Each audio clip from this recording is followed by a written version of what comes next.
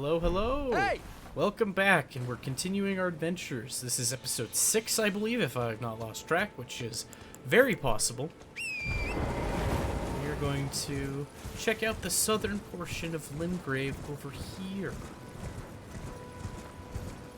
Just going to continue our adventures. We'll see another NPC soon and get some neat dialogue.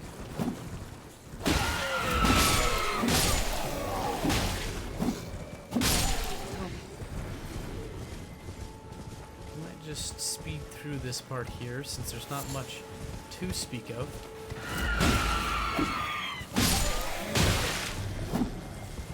Just ignore him for now.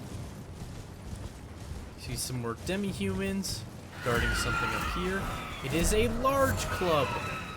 Of course, they want us to have a large club. You can see by the size of it, it is quite large, comically large. It's more or less a log. A thick, solid lump of wood. Wielding this striking weapon requires no skill. A simple, primitive weapon that requires only brute strength to swing about. Is it guy lower? We did go down low.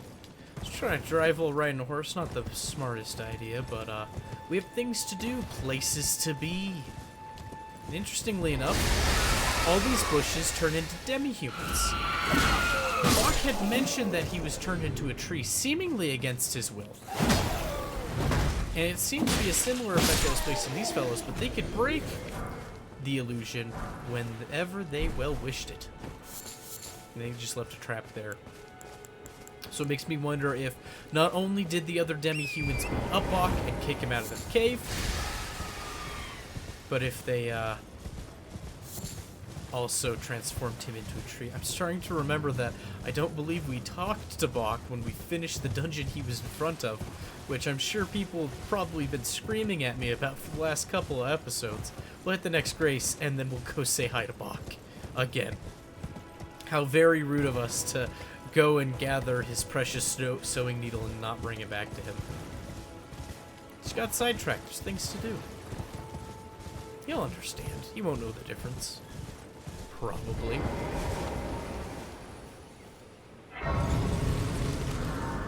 Alright, that's a nice little checkpoint there.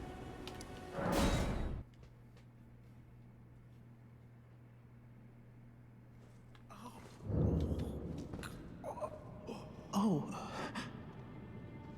What are you doing here? You must leave. Okay, you said that before. Let's give him the sewing needle. Is that what I think? You got it back for me. My sewing needle.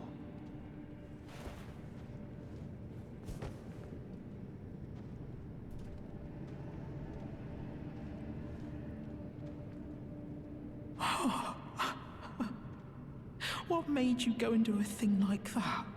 My mum was a seamstress, and that sewing kit was all I had to remember her by. I always wanted to be just like sweet old Mum. Then I suppose I can't just curl up and die, can I? So suddenly, he feels like he doesn't have to curl up and die anymore, being remembered, or rather, remembering his dear old mum. Thank you. You're very kind. I always wanted to be a seamster like my mum. So his mother was a seamster. Seems an interesting trade for a bunch of curl up and die. Can I? Banditeering demi-humans. Thank you. You're very. That's all he has to say for now. We will see more Bach on our adventures. But now we get to go talk to a very delightful character.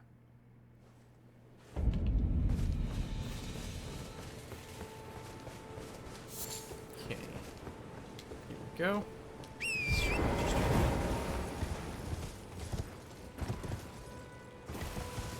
Here he is. Lampshade Head Man from the Quiet Hill series. I'm only joking. This is Yura, the Bloody Finger Hunter. Ah. You must be the new Tarnished.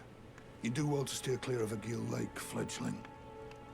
A dragon roosts there, and it's as fearsome as it is majestic.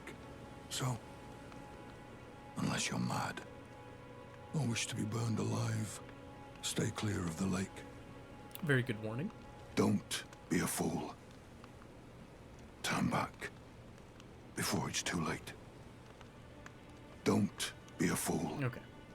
So he really, really does not want us to go fight the dragon. But yet, he's perched out over here, within view of the lake.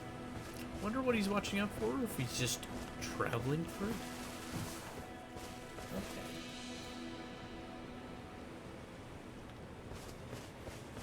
Yeah. Okay. Alright, alright. I remember where we needed to be.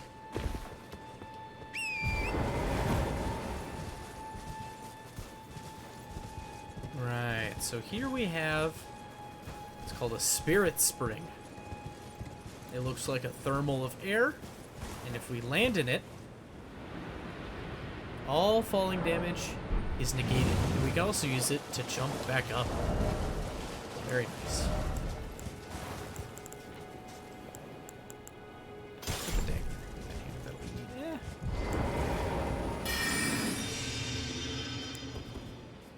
Hello. There we go. Perfect.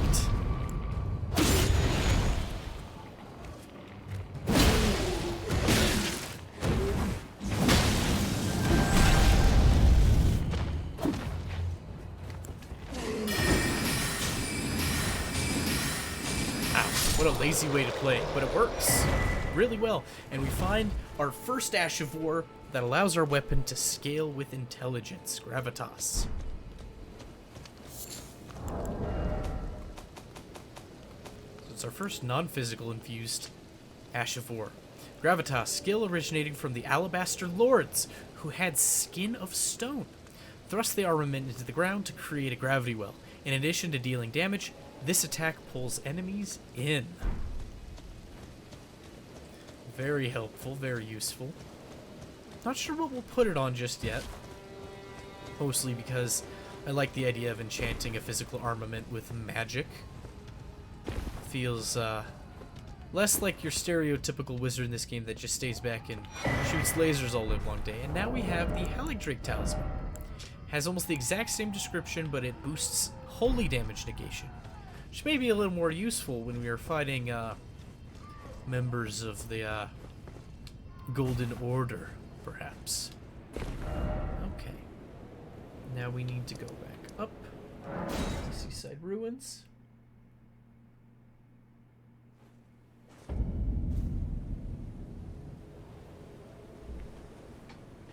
Just taking a look at my notes here real fast. Okay. So first we need to take a look at the ruins that are just over here. You know, the one that Yura warned us not to go near. He's not very good at heeding his direction, it seems. First we have a ruin over here that we can only get into if we have a horse. At least it seems like that. I don't think there's a place to jump in without a horse. Probably not. Yeah, I think this is a horse-locked area. Horse required.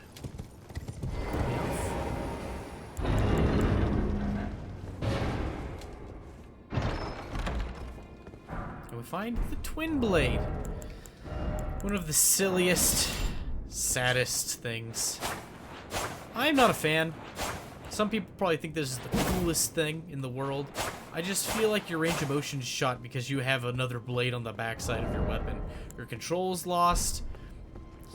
Can't really use it the same way of anything else. You're almost forced to use it with a single hand. If you use it with two hands, you're just kind of, you know, swinging it back and forth like a paddle for a kayak or something. Just, it feels like anything, any bonuses you would gain from, or any advantages you get from using a spear or a sword are completely lost on such a weapon. That's probably my opinion. I'm not a medieval weapons historian, though I haven't seen those in medieval history, probably because it doesn't make much sense. Wait a minute. Thought I just heard it. I'm sure if you run back the audio, but it sounded like these fellows were saying Akil. What's the name of the lake?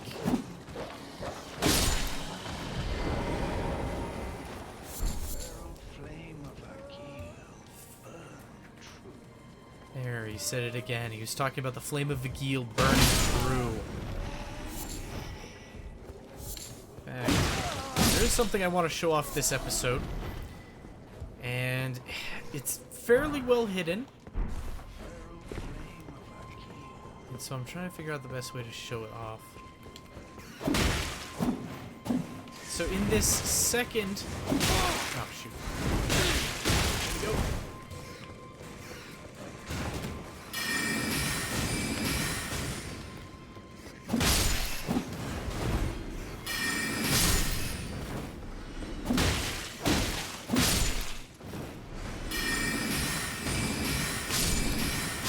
Just taking the easy route out. But, there's something I want to show off. It's not something I've actually done before on any of my other characters. And that's a trap chest, by the way. If you linger in it for even a moment, it'll suck you in and take you a far, far away place you don't want to go. Not this early on, anyways. And the reason I'm not going there is because I believe it may jeopardize some quest lines because we'll have left and gone too far away. So I believe what needs to happen is we more or less need to go, anger the Dragon of the Lake, intentionally die to him, and then we can get Yura to help us out. So,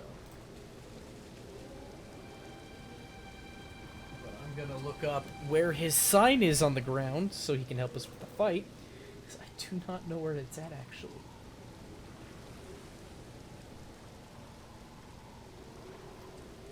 Let's see.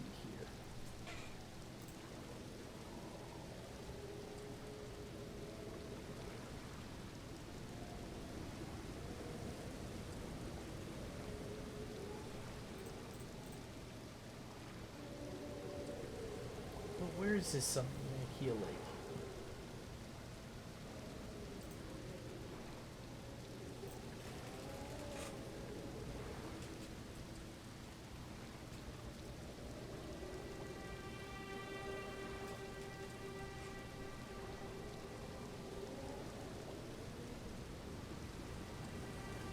Okay, so it looks like Yura's summon sun will appear where the dragon originally swoops down.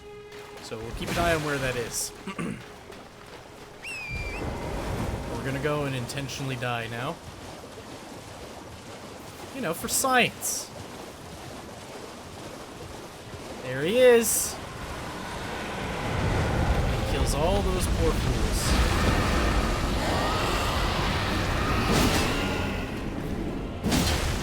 He's just so big. You have a flame attack, buddy?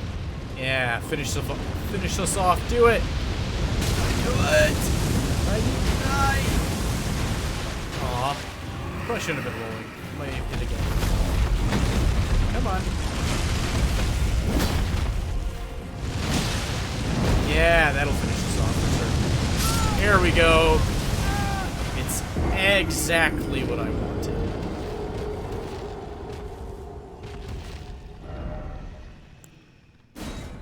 We're gonna talk to Yura, and he will be disappointed in us.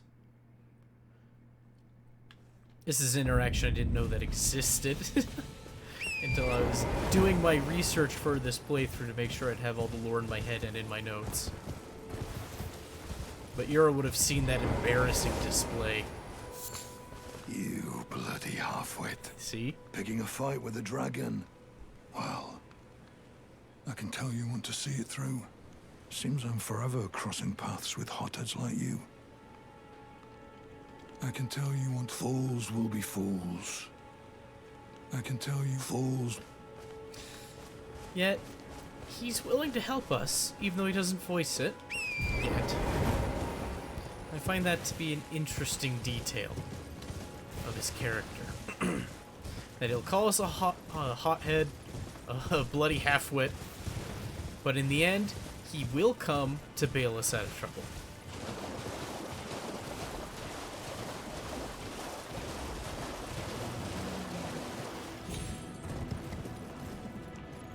Let's see it. It said it was on the way to it, I thought, but maybe it's a little closer to where he lands.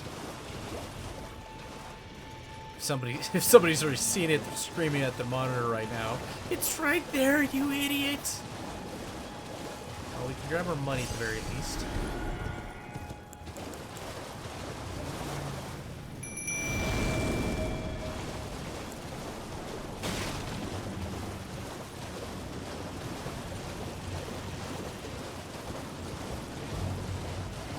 just don't see it.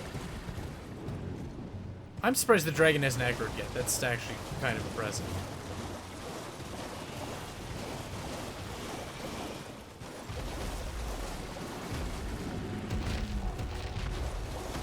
Summon sign can then be found as you approach the area where Akil swoops down, so it's got to be over here somewhere.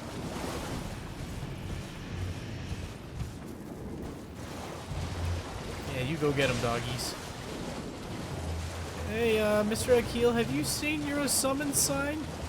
I feel rather stupid looking for it, not knowing exactly where it was. Usually a fair bit more prepared than this. I am not seeing it.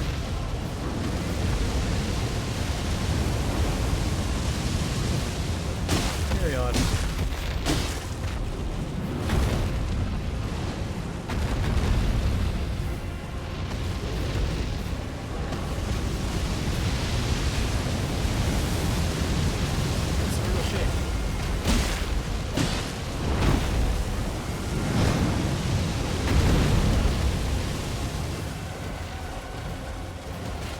Sign up here after we've angered the dragon, maybe.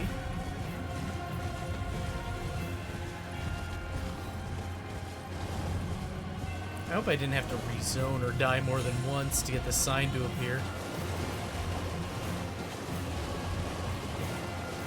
This is where the pyre was. We can see the wood pile right here.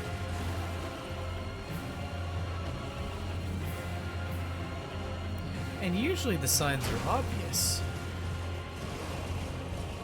I feel like, just for logistical sense, they would put it partway between where he swoops down and the ruin itself, you know?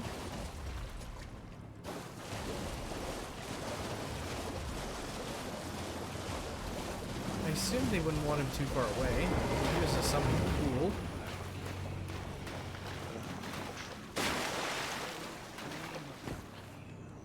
Okay. I am seeing a map on the internet. It's implying that it is like here. So I guess let's take a look. I'd hate for him to get stuck in all this trash, though.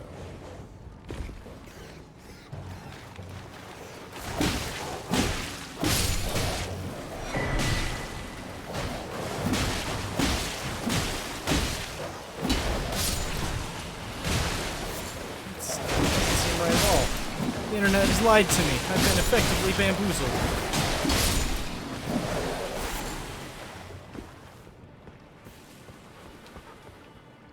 Well, at least so it seems. So there's where he is.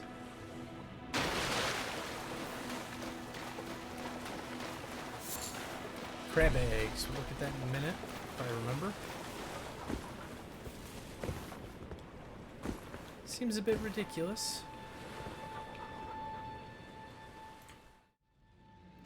Alright, it took some finagling, but I finally found it. It looks like if you go right here on the map, right here, there is a Stake of Marika for respawning. And right next to it is Yura's summon sign. So let's get him in for this fight and actually deal some damage. Oh boy.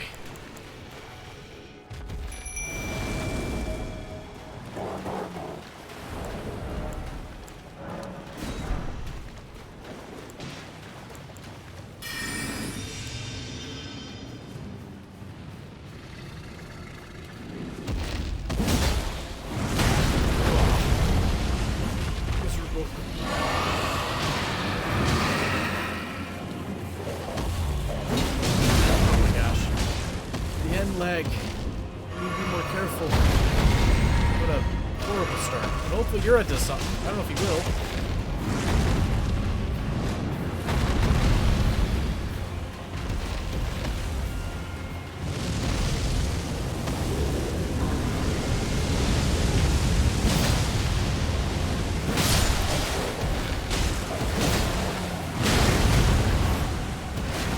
Really cannot return for a good while after that.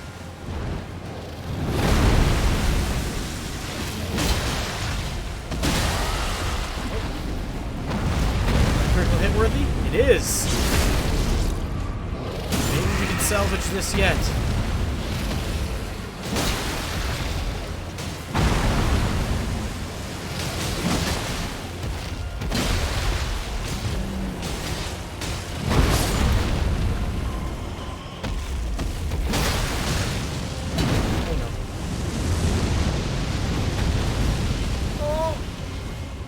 Narrowly avoided.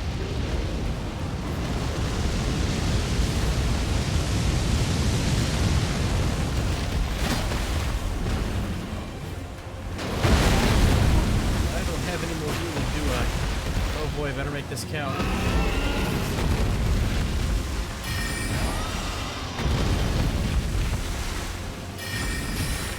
maybe we can shoot at his head.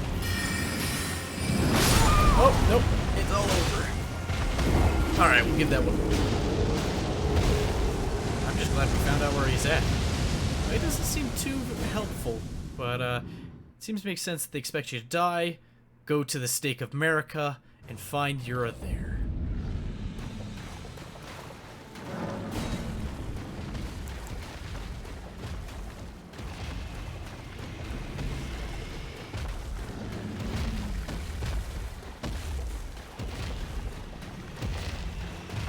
Where's my money?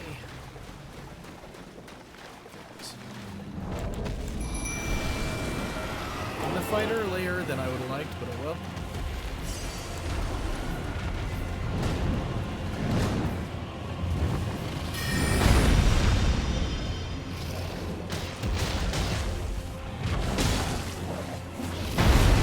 There we go. I'm learning! Endplay, it's still killing me. I always think the weapon's gonna have a shorter animation than it actually does. Which is rather unfortunate.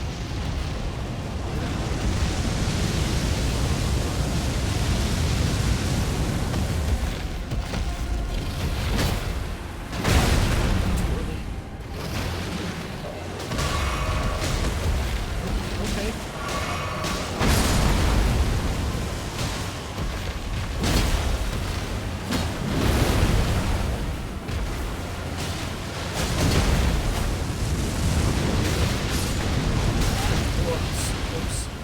Seems pretty tanky, but he's not helping much in the damage department.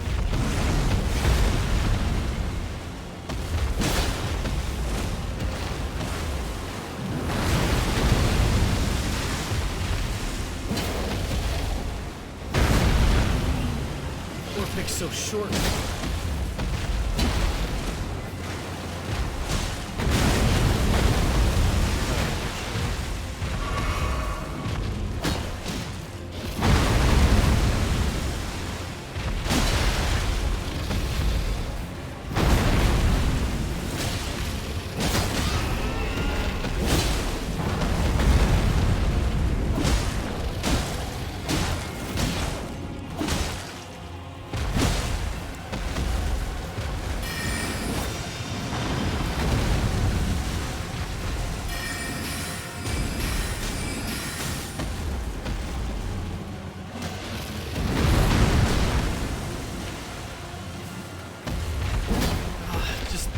Little movements.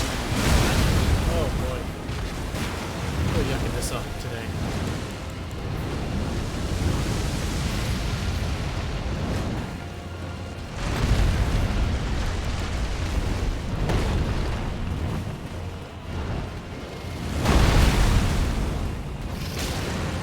It doesn't do hardly anything.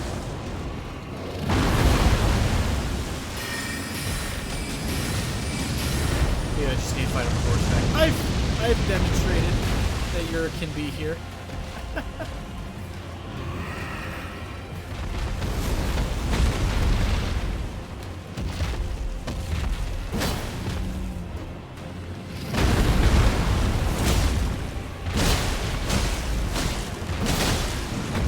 Oh, so close.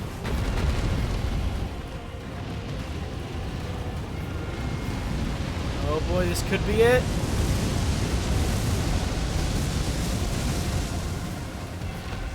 It's gonna be close. He's gonna strafe us with fire. He's so very brave. I hate dragons.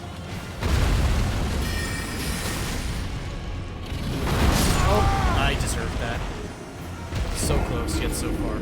Yura, you're not that much help. Kind of disappointed in you.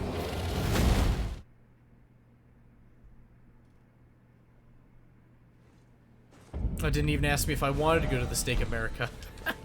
Alright, let's try something different this time. I'm usually a lot better at this, but not today. Not today. Still think the Scholar Armament will be one of our best bets. Why not Shatter Earth? Maybe. It seems foolhardy to say the least.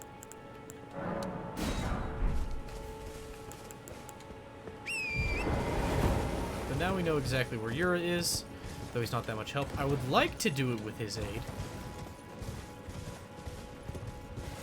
But part of me just kind of wants to do it on horseback. Feels lame, but probably work better. Yeah, you know what? Let's do it without Yura. We don't have time for Yura around here.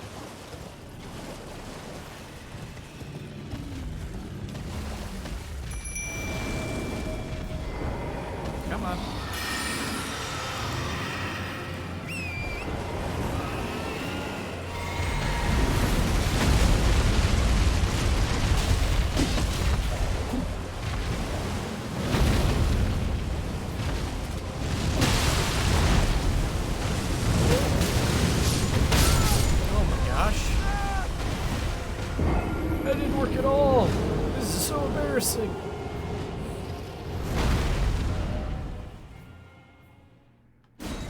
At least we're closer to the Stake America.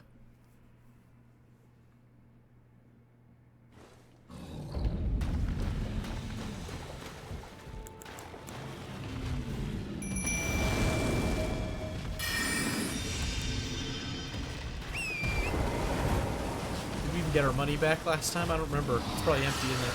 Yep. Alright, that's fine, whatever. Goodness me! Want him dead? Such a cowardly monster. There's harder bosses out there. Oh no. Just floating?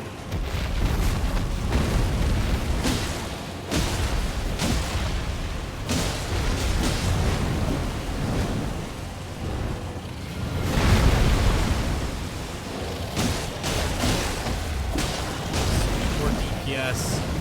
So sad.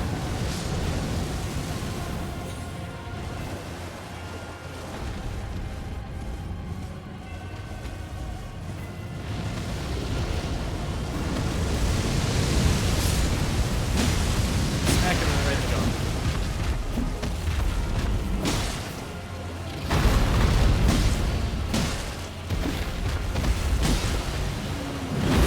Oh, didn't know that.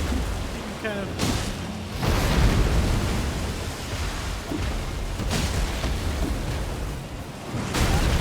I did not do it correctly that time.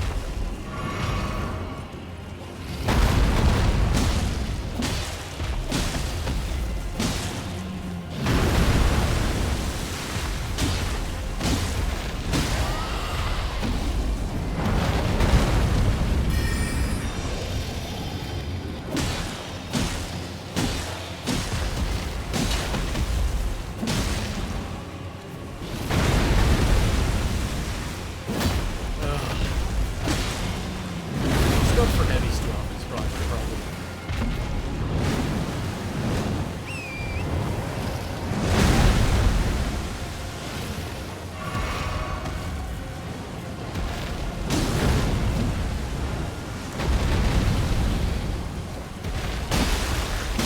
There we go. The fell beast is dead. Very good. Now we can continue with whatever the heck it was we were doing. I'll go talk to Yura, and we'll probably cut the episode there. Oh, how unfortunate. But we did it.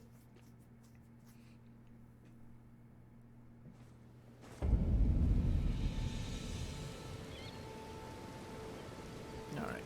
And let's say hi to Yura. We've also found our first dragon heart. Beautiful work. Felling that dragon. And as such, there's something you might like to know. The heart you brought back. It's used in Dragon Communion. If you should find yourself overcome by hunger for the heart, yearning for its strength, then seek the decrepit church on the little island off the western coast. Alrighty then.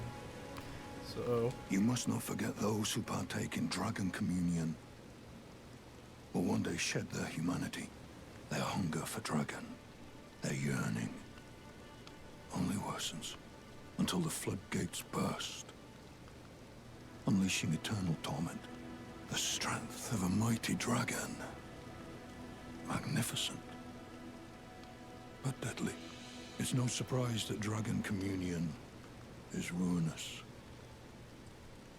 You must not forget, though, those who bear hunger so until the Yura, floodgates the Bloody It's no Finger surprise Hunter, which we're not exactly sure who the Bloody Fingers are, or what that means.